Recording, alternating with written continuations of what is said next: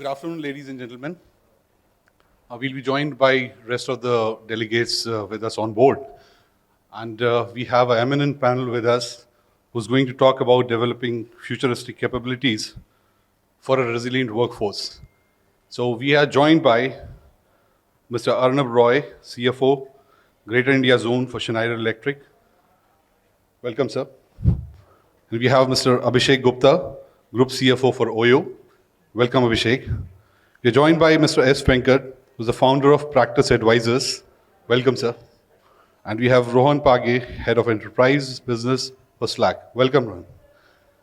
So today we are here to discuss many things. But before that, I would like to, pass on, how do I say, apology that we got delayed.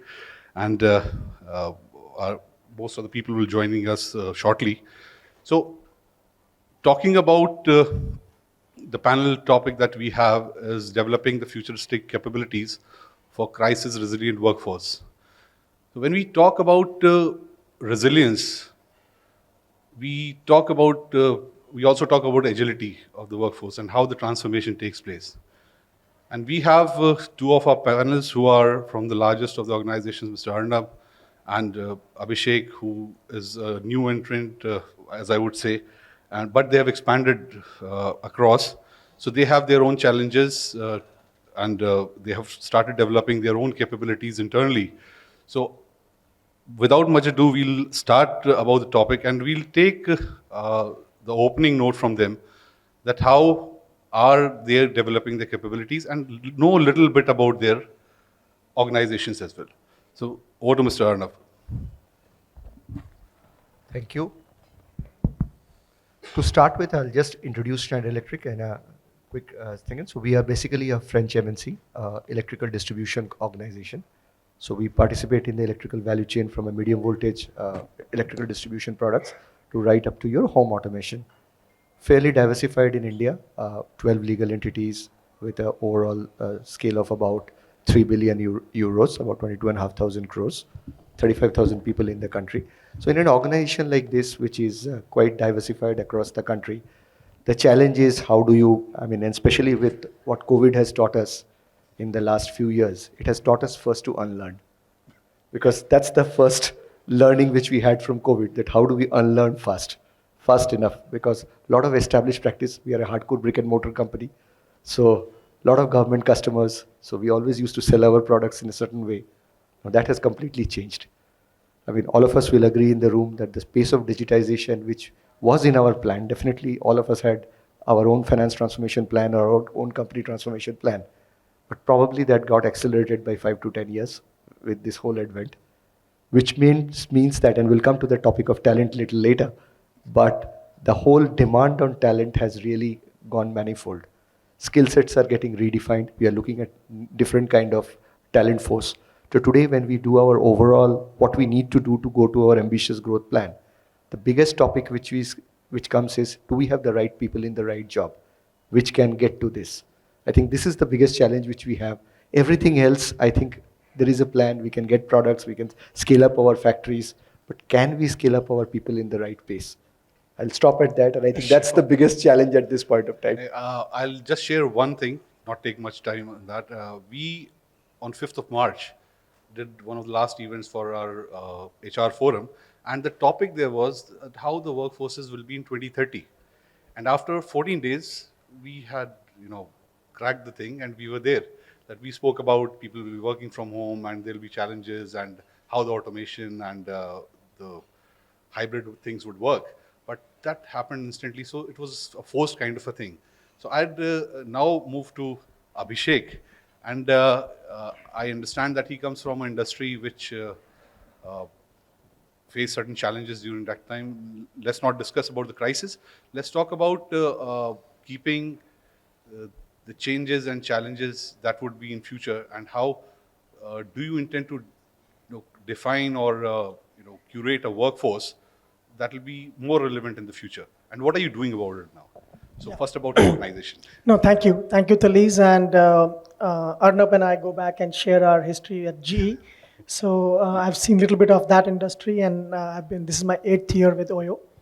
Oyo, for those of you who don't know, is the largest downloaded travel app in the world after booking an Airbnb. It is by room count the largest player in India, Indonesia, and the second largest vacation home rental platform in Europe.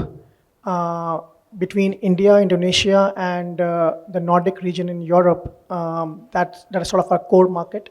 So 90% of our assets are in these three markets. Uh, COVID was obviously a very tough time for us. Overnight, our sort of revenues fell by more than 80%. So from there to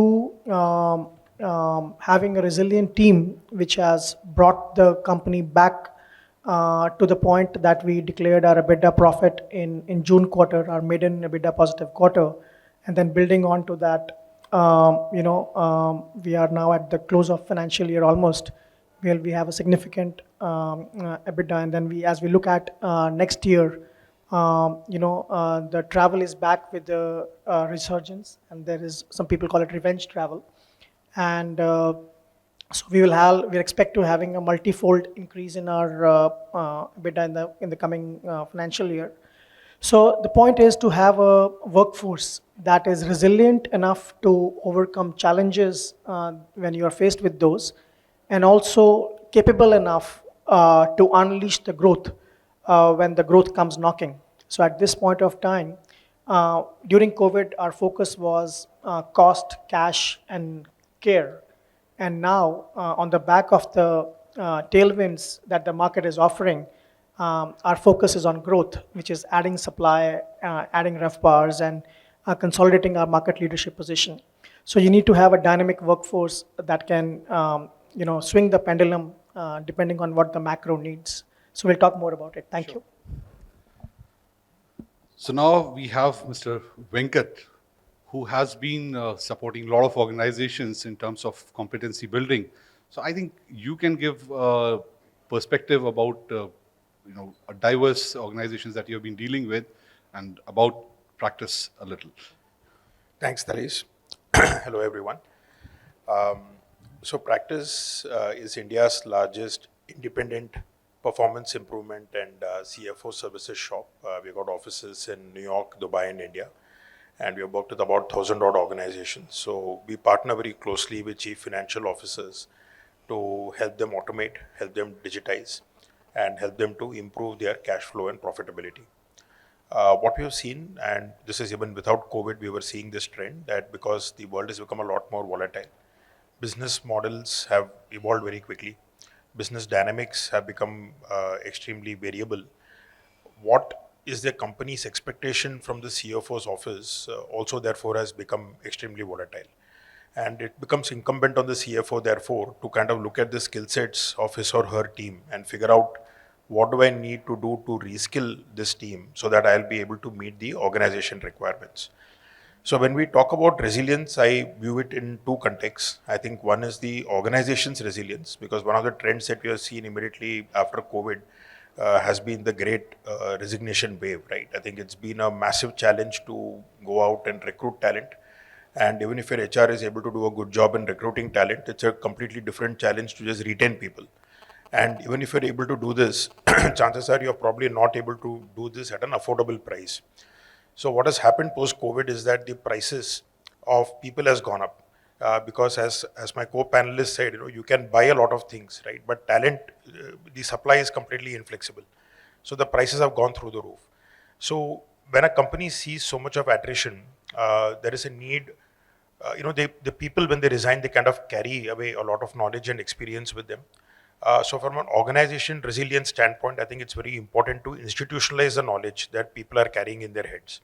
And that's why kind of technology plays a very big part. The second part with regard to the individuals who are working in your team and how they can become more resilient. What we have done is to kind of build a concept of skill maps. So every single person in the company has got a skill map. We've got something called an 18 by 120 matrix. So 120 skill sets required by a CFO, categorized into 18 categories. So everyone in the company, including myself, has got a skill map, but I'll probably kind of come into that a little bit more in detail as we go along. So coming to Rohan. Rohan, we spoke about developing the futuristic capabilities, and when we talk about your services and products at Slack, so you have tried to integrate a lot of services into it, which will in future as well as now has been instrumental in developing the capability. So I would like to understand a little bit about. Sure. I know the toughest job probably is to keep the audience engaged post lunch. So hopefully the panel does delivers a power punch there. But quickly, just to introduce Slack, and I think a lot was spoken about Slack in the first session. So very high level overview, which I'll probably put it out there. Slack is a Salesforce company, and we typically call ourselves a productivity platform. Essentially focused on three core areas that we deliver. Productivity enhancements goes without saying, but ability to consolidate your existing investment into applications that you probably want to try and put a sort of a meter around in terms of measuring the ROI associated with that. But also, as organizations are in different phases of their journey, right from some organization that we come across working from home completely to someone who's working from office completely, helping them create that opportunity to collaborate not only within their employees but within the partner ecosystem outside of their organization, so as to bring a 360-degree seamless collaboration together is what we essentially do. We have more than 200 customers in India. We are present in 75 odd organizations from Fortune 100 organizations perspective, and almost approaching 2 billion revenue as an independent organization while being a part of a larger Salesforce ecosystem. I think the key challenge that we are trying to solve today, like I touched upon in terms of the different areas that organizations lie today in terms of working from home to working out of office. The biggest challenge today from a future workforce perspective is to try and anticipate what they need. And I think if you look at the future workforce, it is all about millennials. And they are so digitally engaged and technically savvy that a lot of organizations typically struggle to get that balance out there. And that is exactly the problem that we have, we sort of trying to solve in terms of helping them get there. Because the more this particular new generation becomes a part of your work ecosystem, the more demanding they will become in terms of the technology adoption that they would intend to drive. And if not up there, then you probably are going to struggle in terms of the retention aspect of it. Maybe more to talk about that, but that's an area from a future workforce perspective that we are trying to resolve. Now we'll come back to Mr. Arnab Roy, and he comes from a very large organization with diverse workforce, and obviously generational diversity would also be there. So in this scenarios, what are the key things that you'd like to share in terms of maybe the initiatives or the strategies for developing the future workforce are being adopted at your end? Sure. I think before I get into the details, one disclaimer that every industry is unique. So what may apply in my industry may not 100% apply in your industry. So there are certain basic frameworks which is common across industry. Certain things are unique to industry. So my views are predominantly a manufacturing, multi-industry, multi-product kind of a view. So in this context, if you look at the way we look at it is in three buckets, predominantly the whole topic. The first bucket is domain expertise, because sometimes, the second bucket is the obvious one, which is digitization. The third bucket is critical thinking or change management, because the world where we are in, this bucket is equally important. How do you get catalyst of change? People who can articulate the change in a right way, articulate the storytelling, very, very important. And all of this is in context of a world where data is getting democratized. So if you look at finance function 5 years, 10 years, 15 years back, finance was the only source of data. People used to come for finance for data, even in many organizations that today that's the case. But going forward, you are not the single source of data. Data will be federated, there will be access control and that part. So the core FP&A functions which many organizations still have, we will have to repurpose the functions. So I'll leave it at that. So that's one area where we need to look into it. Second aspect of it is domain expertise. So coming back into domain expertise, particularly in an Indian context, few things are emerging very fast. The most important thing is the way our tax landscape has evolved, which we call tax tech. Now, what has happened here is 5 years back, we did a very ambitious GST. We all struggled for 2, 3 years. But now the richness of data the government has, and if you are in an industry, you will see the kind of notices you are getting is uncalled for. And that particular aspect is going to go more and more. Trust me, we were talking about Salesforce.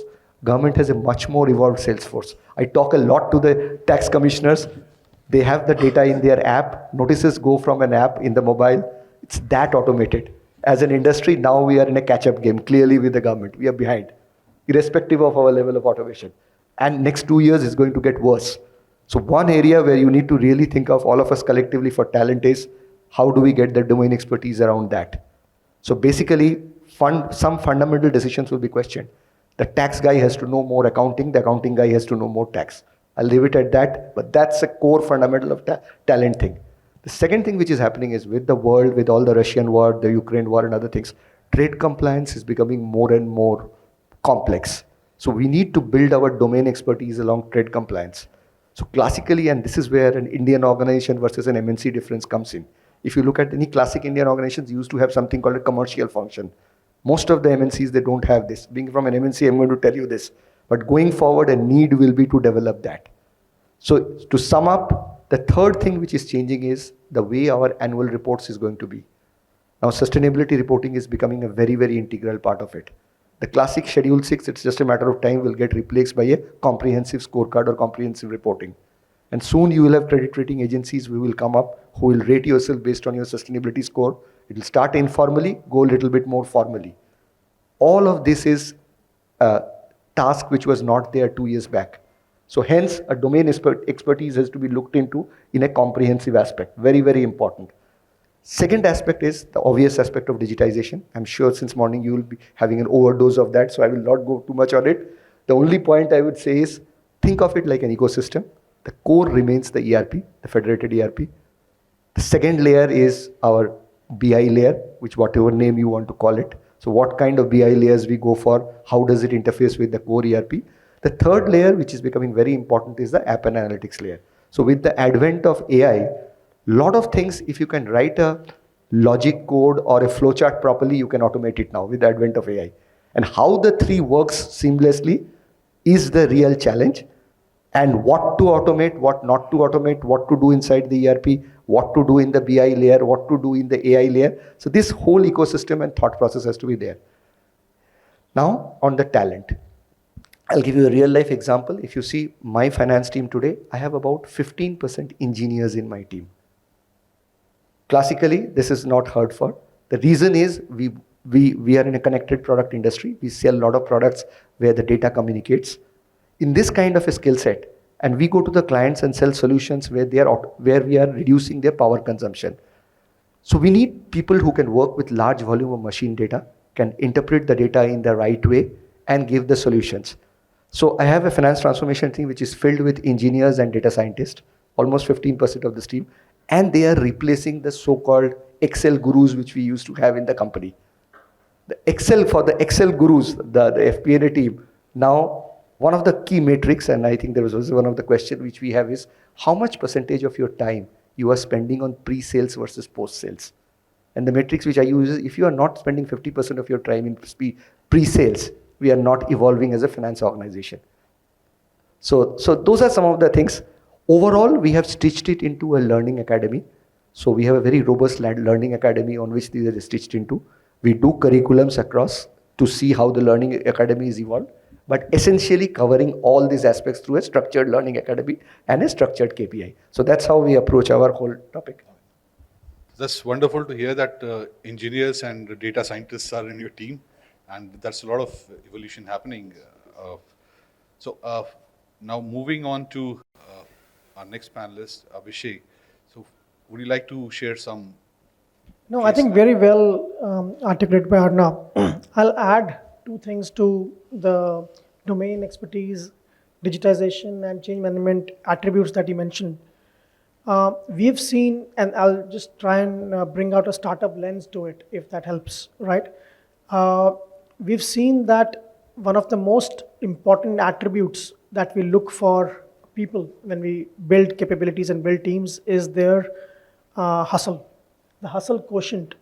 And we sometimes, you know, give preference to generalists over domain experts, but generalists with higher hustle quotient are preferable to us than domain experts with less hustle quotient, because you can have domain expertise come through advisors, but you can't bring hustle back to people if they don't have it. And to be able to build something and do something different and bigger than what has been done, you need that internal drive and drive quotient. And then the only other thing I would add, I know we are short of time, is that we've learned in our journey at OYO is that to hire ahead of time. We've always hired, people with capabilities more than what the current business needs or sometimes can afford, right? And I think what we've seen is that hiring ahead of time for capabilities that we are not able to afford right now has been our biggest bet and the most successful bet, because these people come in and they create that much value so that the organization becomes worthy of their own capabilities. So they bring that scale, depth, and I would say power that we hire those bar raisers, and the average bar goes higher for the entire talent group. So I'll just add these two to the structured response that Arnab gave. Thank you. So, at least let me try and operationalize, okay, what Arnab and Abhishek just said.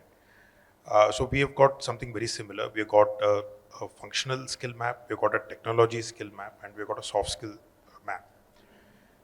The way we've done this is, so I talked about the 18 categories of skills. So let's say business planning is a skill, fundraising could be a skill, accounts closing consolidation could be a skill, compliance management is a skill, investor relations is a skill, right? So just think of 18 categories that are there on the horizontal axis. And on the vertical axis, you got scores from 0 to 10, right? And what we have got each of our team members to do is to pick a score that best describes their level of expertise, right? 0 being the lowest level of expertise and 10 being the highest degree of expertise. So moment you kind of plot your scores across these 18 categories, you kind of come up with a graph, right? Now you do something similar on technology. So let's say we're talking about robotic process automation. So you might know Automation Anywhere, Blue Prism, a bunch of other tools. If it is BI, maybe you know Power BI, Tableau, ClickView, ClickSense, etc. So based on that, they kind of create a technology skill map, right? So now as a business, when we see clients coming through the door, we understand what is the skill map that the client is expecting from us, right? So we plot that on a separate map. And then what we do is to say, this is what is the map that the market is expecting, and this is the map that we have as a company that we're able to supply. So what are the gaps? And that gap then drives two things. It drives our hiring strategy and it drives our training strategy, right? So I think what our learning in this process has been that the more granular you go with regard to skill levels, the better is the outcomes or actionable decisions that you can actually make arising out of that data. But to my mind, I think there is really no alternative to doing this, because honestly, every aspect of finance has got so specialized now that today it's very hard to kind of get somebody who's kind of going to score consistently 10 across all categories. It is impossible to find that individual, right? So ultimately, it's as a CFO, I would never be ashamed to say that, look, I don't know enough about compliance. I mean, that is why my team is there, right? So the question is whether the CFO plus the team together is able to have the skill map of a form that is adequate to meet the changing requirements of the business. And can you update the skill map on a quarterly or a 6-monthly basis so that at any given point in time, the CFO is confident that yes, no matter what changes are going to come, there's a 95% probability that I've got the team that has got the skill sets to meet that challenge. So again, Rohan, I wish you if you can top up with your experience with your clients and how you have helped So I them. think from a technology landscape perspective and with the changing macroeconomic scenario. We all are across it and sort of touched upon it. There are four clear areas that we are sort of trying to work through and hearing a lot.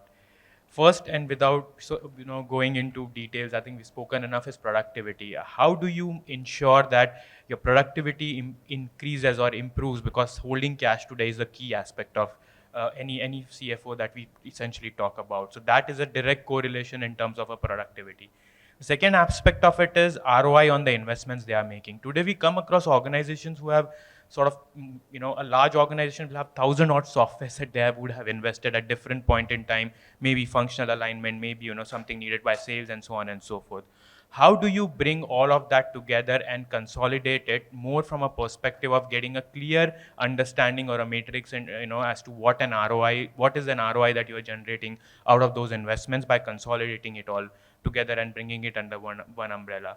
And the third aspect of it, which is a direct impact today, is doing all of this, ensuring collaboration as well, whether internal, external, but you do all of this with the security guidelines or all the compliance aspect of it being, aligned to. So today there are so many guidelines there, the RBI guidelines, the SEBI guidelines. I mean, a couple of days back, there is again a guideline that has come through. So it keeps on changing. How do you ensure that you are on the right side of those guidelines while you are trying to make sure that every aspect of your initiatives that I called about are focused from the operationalization of cash perspective? So I think all these areas are critical for us to focus on, and we're hearing a lot, and those are the areas we are working extensively with our customers to deliver on this larger technology journey or the digital transformation journey that we all sort of keep talking about. So it was wonderful hearing about all the experiences that you have brought together, and the part that I heard from Arnav was he's getting the people in with futuristic approach. They are not traditional people who have been working in finance. They're getting data scientists and also thinking about the compliances which are coming in, and we have to be ready for them as well. As far as the GST, what he spoke about, then Abhishek spoke about futuristic hiring that they have been doing. And as he says, the hustle is the key. And Mr. Venkat has already thrown that capacity and competency building will always play an important role. But at the same time, we have to keep moving with the pace that we are, and it'll show in the future as well. And obviously, Rohan, you have spoken about the experiences that you had with your clients and how to be future ready. So with this, I would like to wrap up our panel and thank everyone. Thanks, Mr. Arnab. Thank Abhishek. Thank Mr. Venkat. Thanks, Rohan.